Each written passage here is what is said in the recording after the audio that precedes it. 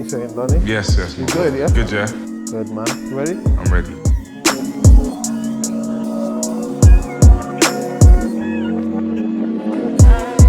Storms. Yes, what a year. Like, it's been all right. do you know what, yeah? I was sitting down having a conversation with a few people about who I could have my first conversation with, yeah? And, you know, I was looking at a lot of legends, so to speak. But then when I literally sat down and broke down what you did in 2014, it only made sense for me to talk to you first. And it's like, I realised I hadn't seen anything like this since Chip, bro. It's been more than a good year for the kid. Yes, it's been all right. It's been the best year of my life. Yeah. I was on New Year's Eve, like I was proper feeling very spiritual. And I was just saying, of course, looking back, like this is the best year of my life, like ever. Like you obviously, you know, you talked about quitting your job or whatnot. Yeah. Now, was you actually planning to have a year like this? Do you know, like, I was planning to have a good year, but I think one thing I've noticed, you see, like when you dream and you plan and you wish, like, no matter how big it is, when it actually happens, it still takes you back. Like it's like you saying, "Oh yeah," because any musician, I'm sure they'll say, "Yeah, I want to win a Grammy," but when the time comes, you're gonna forget that you ever thought that. It's gonna be like, "Oh wow!" Like, was you even like? Because you even said, yeah, and not that deep. You're like, can't lie, it's been a good year for the kid. So you've even said it before. Technically, you've even had a good year. That was in July, so I was, So you was lying. I was feeling good. You know, it's mad. Like, yeah. Like this year's been like, there's been so much key pivotal bits for me, and like I remember July when that was not that deep. So that would have been off of the cypher. I would have done the Fire and Abuse cypher. Yeah. I don't even know if I would have done the cypher by then, but I had the Dreamer's Disease EP put out.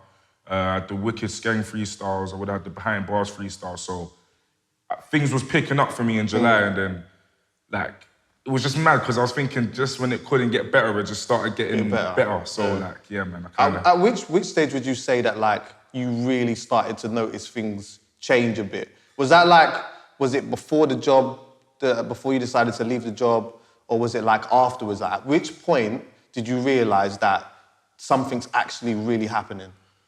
Do you know what? Probably January, February. So literally the start of the year, because we done the Don't Waste My Time remix. That was with me, Tef, Bonkers, and Swift. And then it was like there was like a new energy. Like I don't know, like everything just felt kind of right. Like everything was going right. Like it's so mad. I started the year as the new kid, and I'm still the new kid. So are you? I don't know. Like, I don't know how to place myself. Even like Caroline was saying, like, I'm in limbo world. Like, it's weird. Like, I would still class myself as the new kid. Maybe, I don't know. Because one thing I forget is that I've been in the game for 1 year. Like, literally 1 year. Like, and I forget that myself. Like, and I think people forget that as well. Like, as much as I've made progress in that, I'm not this established art. Like, I ain't been here. I ain't like... I'm very new, like I'm very new. It's just that so much has happened so fast that it's easy to forget. Do you know what? I was thinking about it today when I was on my way to meeting you, and I was thinking, like, okay, now 2015 has come in now, yeah, right? Over the course of 2014, you've killed it immensely. You've done pretty much everything, yeah? So now, it's almost like in 2014, everything was new. Yeah. So there was no expectation on Stormzy. It was almost like, right, Stormzy's doing Jules Holland. It was just, everything was just all new. But now, the expectation is very different. Like, how do we look at Stormzy now? Because you did everything in 2014. What happens now in 2015? Can we still consider you as the come-up? I'm not too sure, you know. I don't know. I always got... there's some things I just leave to let people decide. I don't know where I stand myself, so I just like... to some people... I remember, like, I would say something on Twitter, like, every time I hit a milestone on Twitter, like 30K followers, I would say, 30K, bless up and that. And people would tweet me like, oh, yeah, I remember when I was following you when you had, like, 500 followers, do you get what I'm saying? So for people like that, I'm not the new kid, like, they was there, like, 2 years ago when I was putting out my little freestyles and that, so to them, I'm not the new kid, but to some people, some people would have literally have just seen me win a MOBO. Yeah, And now they know me, do you get what I'm saying? So I am the new kid in that sense. Sometimes I get people tweeting me like, remember the other day someone tweeted me, don't mean to be rude, but who are you? Like everyone's talking about you kind of thing, innit? And I was like, right, that's mad. Like, so it just goes to show there's room for improvement, you get what I'm saying? Like, so yeah, man. There's still always more people to target or whatever. The MOBOs was a massive thing for you. I think it was a big thing for the culture. Also, I mean, as sick as it was, I thought it was massive. But I feel like there were some people that felt like Stormzy should have won Best Newcomer as opposed to Best Grime. And it did make some people feel some type of way about you winning Best Grime. Why do you think that was, though? With the MOBOs, I remember I woke up to my messy room. I remember my room was fucking messy, And I woke up and I went on Twitter and everyone was you wake up to your notifications and you can tell something's happened, something's up. This is a bit too much notifications. And it was like, you've been nominated for Best Grime Act. And I just remember thinking, this is sick, but is it a bit too soon? And that's me being genuine. Like, I was thinking maybe, like, I wouldn't have planned for this for 2014. Maybe 2015. 2015, I would have been like, I'm going for a MOBO this year. But 2014, it's a blessing, and I just saw it as like, let me take my blessing. Don't be ungrateful and start doubting and start questioning it. So with people having their doubts about the MOBO, I just think, for me, I'll just ask people to see it from my perspective. And I'm a young brother chasing my dream, and I've been nominated for this award. This national award that people from where I'm from don't. It's a dream for us. It's too far away for us, isn't it? So I woke up to a nomination, and all I'm gonna do is run with it. That's it. Like, you can't expect me to. Like, when people say things like that, do you want me to go give it back? Like, it's mad. You know what I'm saying? So with me, it was just a blessing, and I just take it, man. I just take it. Some people are always gonna feel, especially when like we was talking about awards and stuff like that. Somebody's always gonna have something to say. Do you get what I'm saying? And some people are always gonna have some kind of objection. But why wasn't it this? Why didn't he win that?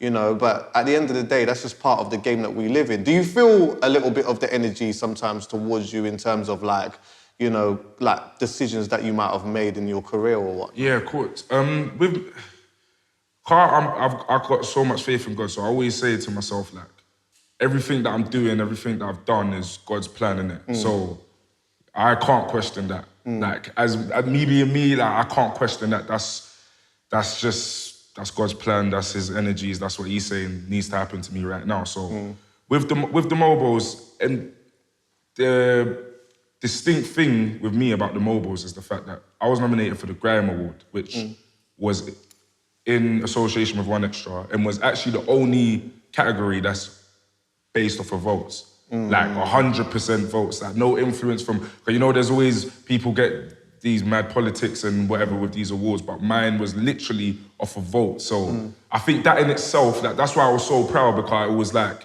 it weren't someone saying, give this kid a MOBO, or it weren't someone saying, no, it was literally voted for by the people, and that's their decision, do you know what I'm saying? So it's always gonna be a bit of a I'm looking forward to the new project though.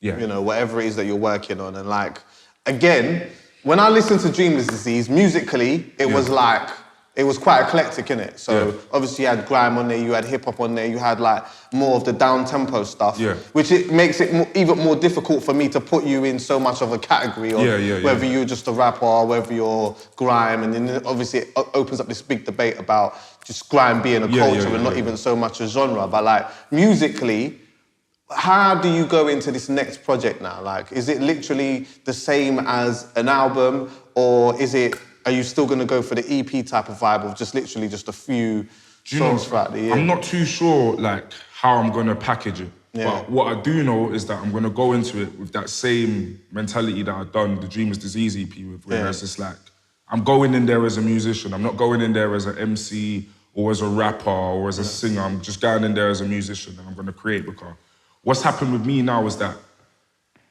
when I was nominated for the Grime Award, I remember waking up seeing Best Grime, and I was thinking to myself, okay, there's gonna be a few grime kids, like somewhere, like in Nottingham, London, like there's gonna be the grime kids who live grime, breathe grime, who are gonna be thinking, why the hell is this guy in my category? Do you know what I mean? Why is he over here? Because like I'll put my hands up and say before I was nominated for the award, like me being classed as a grime MC was a bit of a blur. Like I've got so many tunes where I'm rapping. Like I came into this as a rapper. Do you know what I'm saying? And then I had the Wicked Skengman freestyles where it's grime, and then I done Not That Deep, which was grime, and then I got the Justin Bieber cover of All That Matters, and no grime MC is gonna do a Justin. Do you know what I mean? So it was so blurred, and then they said, okay, grime nomination, and then everyone was like, yeah, grime MC, which I totally get. I am a grime MC because that's when my roots is grime. Like I live grime, I was grime. Like I grew up on grime. That's my influences. But if you listen to the EP, you will just be able to tell that there was one grime tune on the EP. I know. 7 tracks, exactly. And there was one grime tune. So I think now that I've been classed as grime, I think people might be a bit more skeptical to take the music that I do. Was you considered grime before Dreamers Disease? Or even before Not That Deep? I'm not too sure. I'm such a blur. When I listened to Dreamers Disease, at that point, I didn't so much consider you a grime MC. Yeah. I considered you a grime MC more when I saw you live. Yeah, okay. Because your live performances was more grime orientated than anything else. Okay, do you get what I'm saying? But like, before that point, I wouldn't even have known what to call you. Yeah. I don't even know what to call myself. Like, I've been doing interviews and people are like, yeah, what are you? And I'm like, I know it sounds so cliche to say, yeah, I'm an artist, you know, people, but literally because if you look at my CV and like all the music I've done, like I've got a clip on YouTube where I'm singing like at Unsigned Stars. Like I'm literally singing, like I'm trying to sing anyway. I'm singing my heart out, and it's like that can't be a grime MC, can it? Do you know what I mean? So it's like your live lounge was very like exactly, and then you got my live lounge, and then it's like, what is this guy? So like the live lounge threw me off. I'm not gonna lie to you. It threw Trevor off as well. Yeah, it threw everyone because when they said, oh yeah, obviously Stormzy's gonna do the live lounge or whatever, I'm thinking in my head now, when I analyse what you've done throughout the year, you're probably gonna take a beat and there's probably gonna be a bit of singing on there, but you might do the girl thing or whatever and just rap the little verse or whatnot. Then I'm hearing you singing and I'm like, it literally threw me off, bruv. Like, why did you do that, bro? Because when I got asked to do the live lounge, I had to do Not That Deep. Yeah. And then a cover of my choice. And I was thinking, now I'm at a stage now where I think I'm being bracketed, like in a nutshell, like where it's like you are grime. I love grime. I'm grime to the bone. However, I'm not just grime. Like I know that might upset a few people, but I'm not just grime, innit? Like I'm not. So I thought, let me show man from now. Because I've been trying to show people, with the EP, like I was trying to show people like, yeah, like I'll leng down the grime beat, I'll leng down the set, but I'm not just grime, if that's all right, like I'm not in it. And so I thought, let me do something that shows people that I'm not just grime. And the live lounge, I think it was a perfect way like to get out there, to send the message. So I wanted it to throw people off. I remember after I'd done it, Trevor was like, you are one dark horse. Like I weren't expecting that for nothing. So I was looking at the comments and that and as well, and I felt like a lot of people didn't really know how to take it. Like some people loved it. Then, because you have this Wretch factor about you where people just like Wretch, they like you, there was like a couple comments like, well, he tried his best. Nobody didn't really want to tell you that they didn't think it was that good. But I mean, for me, I thought, I can see what you're trying to do here in the sense of, obviously you want to show people that you're different, but it was like literally, it kind of... Do you know what it is? Because I know the way I am, like, I'm going to go into the studio one day and make something that's not, I wouldn't call it a 6 words, but it could be that. But then again, it could be a Not That Deep. Do you get what I'm saying? So I just want it to be a thing. You want to prepare people for that. I want to prepare people for it. So like, when you hear a Not That Deep, it just makes sense. Like my next single, Know Me From, it makes so much sense. Everyone's going to be expecting that grime factor, that gas, you know what I'm saying? But then I'm not always going to do that. And it's not out of me trying to be, it's just that that's just how I am. Like, that's the musicality. Like, the music I listen to, I'm not just gonna make these things, innit? So I think it's best for me now to prepare people for that and just so that the next time I do it, it's not throwing people off, and it's just like, right, yeah, this is Storms. And like, I just proper want to get out there, like, on my EP, like, I would advise anyone listening to this, like, listen to my EP, like, you'll kind of get more of a feel of the artist I am, do you get what I'm saying? Yeah. Because grime is in my bones, I'm grime through and through, like, grime is my root, do you get what I'm saying? That's what I stem from. Every artist that's massive right now, they've stemmed from somewhere, like, Kanye West might not be making hip-hop anymore, but that's where he comes from, do you get what I'm saying? Like, he is hip-hop. He is hip-hop, do you get what I'm saying? I am grime, like, I'm grime through and through. I'll always be able to lay down a grime beat, but I'm a musician as well, and I like to explore, I like to do my thing, do you get what I'm saying? So I think, in my personal opinion, I think some MCs and rappers that are at a high caliber are scared of you. I think they're worried because there's been too many times throughout 2014 where I've seen you in cyphers or in an arena where there are other MCs and people just don't seem to step up when you're there. I don't know whether it's because it's just you or whether it's just because they might not be confident in their own ability. But when you go out and you touch these cyphers, do you feel that yourself at times? Do you feel like, I genuinely am a problem for certain men now? I'm gonna bring one example which might upset a few people, but I wanna ask you first. With cyphers and stepping up, I think that is my comfort zone. You know what I'm saying? Like, so even me talking about, like I might sing on a track or I might laying down a beat, like stepping up and spitting, that is my comfort zone. Like bars, like spitting, that's what I love to do. Like that's what I. Are you doing it because in that moment you just love to do it, or are you doing it because I want to let these men know and I want to let everybody around me know that I'm as good as them, if not even better? Yeah, 100%. Like with all these things are just an opportunity because as much as everyone likes to sugarcoat it, like we're in a competitive game. Do you get what I'm saying? Like I need to be better than that MC. That MC would love to be better than me. Like, that's just how it goes. We each need to be the best. So every time I step up, I need to be the best. Like, that's just it. So I go to a cypher, I need to be the best there. I jump on your tune, I need to be better than you on your tune. And that's just how I see it. So, like, to me, that's almost supposed to be common sense. And this is the thing. Like, I'm such a fan of the culture, bro. Yeah. Like, seriously. And like, you know, I've got a lot of friends in the game and whatnot, but sometimes when I see certain things, I can't help but to talk about it.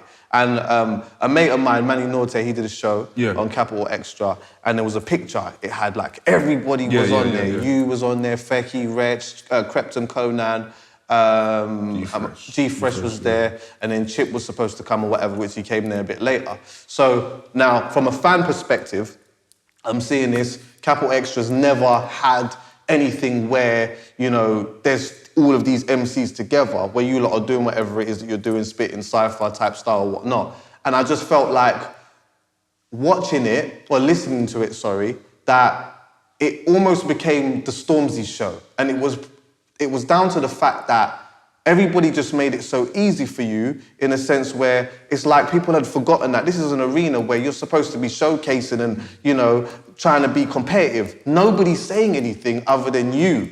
And the most amazing thing about it, though, was the fact that Chip come.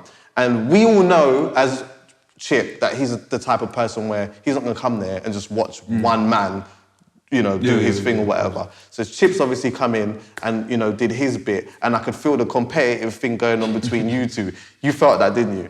A lot of people felt it. Like, I saw a lot of people. It was there. It was there. But you see with me, I feel like I'm the new kid, I still feel like the new kid, and I still feel like, although I may have proved a few things, I've still got way more to prove in it. So, with me, like, I always, as I say again, I need to be the best in it, and I will rep. That's one thing with me, I will rep. Like, wherever I am, put on the beat, I will rep. And whether that means I need to be better than you, and I need to step up and, like, deliver better than you and have a better flow than you, then that's what it's gonna be, always. Like, I think that's the one thing with me, like, and I think that stems from like me being so hungry. Like, I don't even like to say like, oh yeah, I'm hungry, but like, when you breathe this thing, like, and like, I proper see it as like, if I don't succeed and I don't like make it in this field of work, like I've failed my family, I failed my brothers,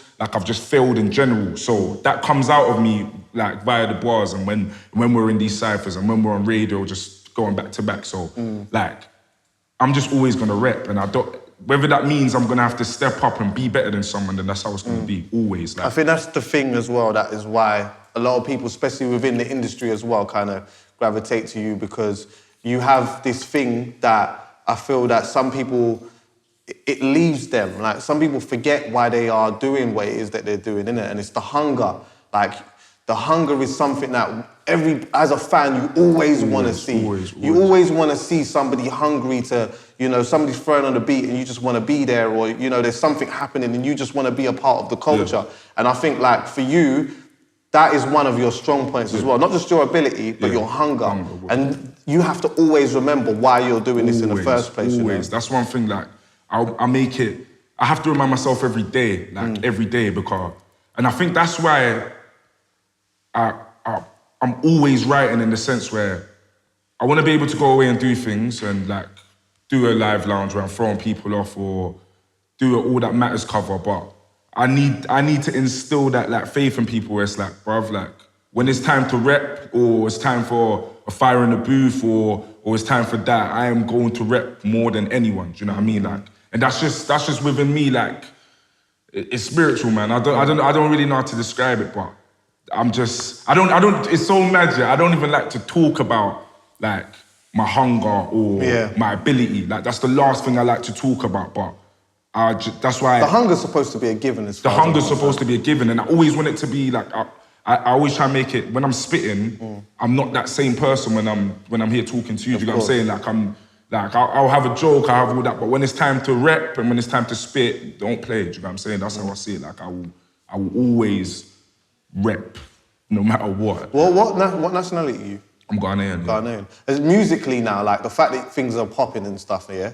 Like, has it actually got you closer to your parents now and that? Because I know that, like, being a young dude now and then saying, I want to MC, like, in a Ghanaian home, they ain't hearing that shit, surely. Do you know but now, like, especially after the MOBO thing, being in your house, I'd have loved to have been a fly on the wall, like, it's mad, because my mum's very, very cool. Like, I think African mums have, like, this stereotype where they're very, like wooden spoon and all that. But no, my mum's actually so blessed. She's proper cool. But I was always an academic, so I done well in school. I done very well in school, and then college came, didn't do too well. Dropped out of college, and then so she used to worry about me when I was going college because I wasn't going and all that. And then dropped out of college, and then I got myself an apprenticeship as a project engineer. Okay. So that kind of gave her faith back in her son. Do you know what I'm saying? Because for her, she always had high hopes for me because I was like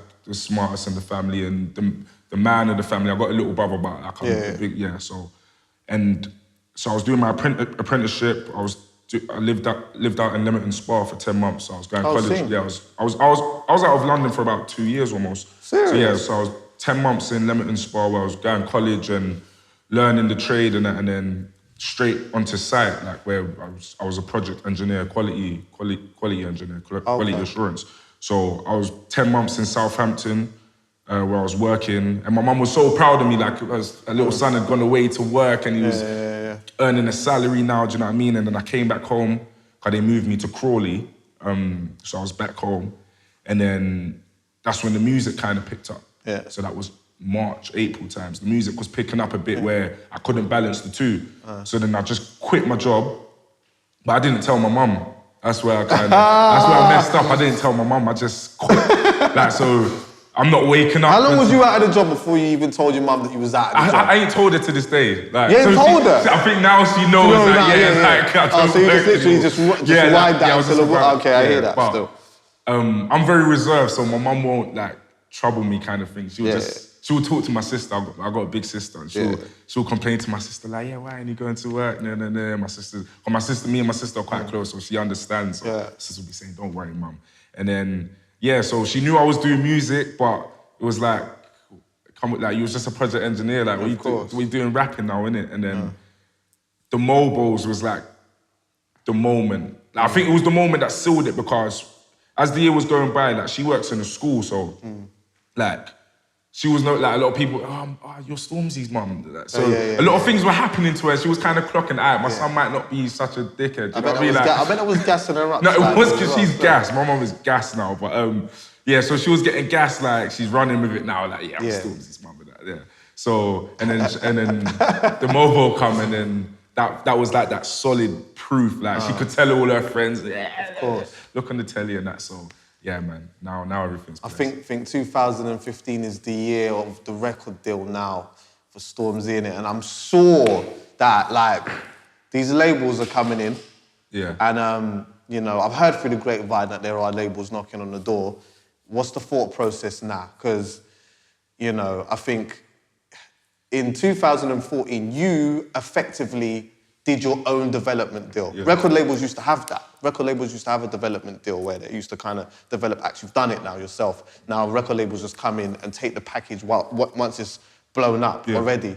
Now, what do you look for now in terms of, like, moving forward with a corporation? Like, is it something that is kind of on your mind? Like, maybe, you know what, if a record label gives me 100 bags now, I can do X, Y, and Z. Or is it like, you know what, I don't even want it. I don't even need it right now. People think I'm signed already. I could imagine. Yeah, like... The Jules Holland thing would have made people feel that you got signed, bro. People think I'm signed, yeah? They think I've got, like, some crazy management team, and they think I got... You got Jules Holland without even having a manager?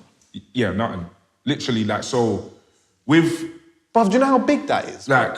No, seriously, bruv. Do you understand how big that was? I know, it's mad. Like, basically, like, everything that's happened, and I remember it's like, I put up a tweet, I tweeted, like, I haven't got anything. I've got a good team of brothers around me, innit? Like, and my sisters around me who helped me. That's it, literally. And I remember I put it up and someone commented on my Instagram, like, Storms, big fan, like I respect what you're doing, but, like, let's not lie, innit? Like, it was like, I was like, oh, okay, cool with it. He was like, no, you don't win a MOBO, you don't go on Jules Holland, you don't get on the BBC sound list without being signed. It was like, I see what you're trying to do, but I'm not buying it, innit? I was like, bro, like, honestly, all these things, Jules Holland, the MOBOs, the sound list, like, and I can see why it would look like I'm a signed artist or nothing, but that's what I always tell people, like, when you got faith in God, like, it's different. It's different, you know what I'm saying? You might not even need it, man. Like, and I'm all about that, do you know what I'm saying? Like, you ain't gotta, people always think that you gotta do a certain thing or you gotta do that. Nah, man, you just gotta work hard and have faith in it, and things will pay off. No doubt. And I know it seems so fairy tale-ish, innit? But trust me, man, like, I'm a testimony of it anyway, so. Well, yeah, bruv, man. 2015, we look forward to seeing, like, what happens with the kid. Yeah. And, you know, I'm sure it's going to be a big year for you again anyway, man. I think it's going to be an eventful year. Yeah. No lip-sync in the clubs, though, yeah? No lip-sync in the clubs. None of that, man. Are you doing that, though? Lip-sync in the clubs? Lip-sync in the clubs. I'm doing it, bruv. I'm doing it now. Yeah. 2015, I'm lip-sync in the clubs now, bruv. Seriously. Bruv, I'm lip-sync now. If I was to lip-sync in the club, I would see it the next morning on Twitter. So I can't do it as much as I would love to lip-sync in the club.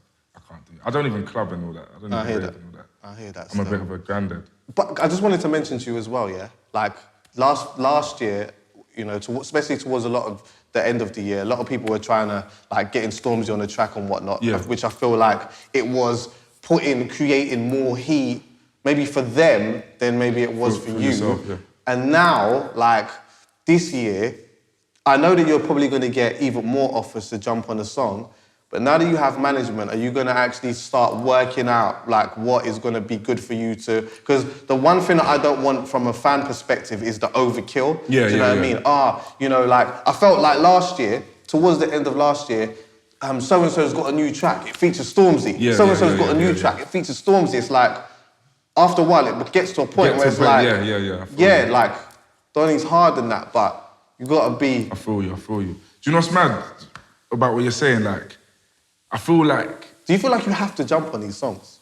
Nah, dude, the industry's weird though. Like sometimes, like, yeah, but last year, 2014, it seemed like there wasn't much structure to my year, in the sense of like I've come in fresh, raw, and yeah, everything's just kind of happened. But there was a lot of structure. Like, I like to highlight that because of the fact that I think it kind of takes away from the achievement if people think it was just like a fluke and just like, yeah, you just came in, but like there was a lot of structure. Like, I won't just do that for the sake of doing that, or like, yeah, let me just freestyle. Like, of course, a lot of it was that raw, spontaneous, but a lot of it was planned and that we're gonna do this now, we're gonna do that then. Do you know what I'm saying? So there has been a bit of method to the madness around it, but I think this year is just about tightening up and getting more clarity, a bit more. Do you know what I mean? Sharpening it and more of a polished product now. Do you know what I'm saying? So, but yeah, I definitely hear what you're saying with the features. So. This year it's just about picking in. Ultimately, I mean, it is a good thing in a sense that like you're in demand. Yeah. You know what I mean? It's just like it's just the overkill factor. Yeah, of course. You know what I mean? I just gotta. I'm ready. I'm ready. We've planned and now it's just time to execute. The scene's taken to you well in that, and like obviously behind the scenes and that as well. It seems like the industry in terms of the other MCs and most of your peers kind of have taken to you in a sick way as well, innit? So. You know, I am right. Yeah, right? You're right. Still, man. I've come at a time and everyone's been so embracing of me. I think it could have been one of the two, where it's like we're gonna embrace this kid or we're gonna shun this kid. You know what I'm saying? So it's either one of the two. I saw Wiley tweeting. He said, why are people jealous of my Don? Like, why don't we just embrace my Don? Yeah. And I see Lethal B was like, you know, he's one of us, man. So people need to kind of just look at him and take note in how you conduct yourself or whatever. So, big up Wiley. Yeah, man. It's a look, brother. Because I remember Wiley saying that, and I didn't even know what that was off the back of as well. Like, I just woke up and Wiley was saying, why is everyone jealous? And I was just saying, bruv, like, it's a minor. I'm so like... Have you felt any type of jealousy? Not really, because I think I'm one of the most jarring people you can dislike, in the sense where like I'm so carefree and I'm a loving guy, like, and I try to stay so positive that like I won't entertain it, I won't react to whatever is going on. Like, for me, it's just like, yeah, man, it's cool. Like, you don't like me, that's fine, innit? So. Water on the duck's back. Water on the duck's back, man. It comes with the territory. I always say that, innit? Like, as long as you're progressing and you're doing what you need to do, like, some people won't like you, innit? And that's all right. Know Me From's going to do what it needs to do anyway. Hopefully, God willing, God willing. I think it will have the clubs going ham, it'll have the PAs going in, it'll have some money going in as well, a couple more gal and that. But yeah, man, listen, thank you for the time and that, brother. Yeah, man, and we'll do it again soon, yeah? Whenever you're ready. All right, man, G.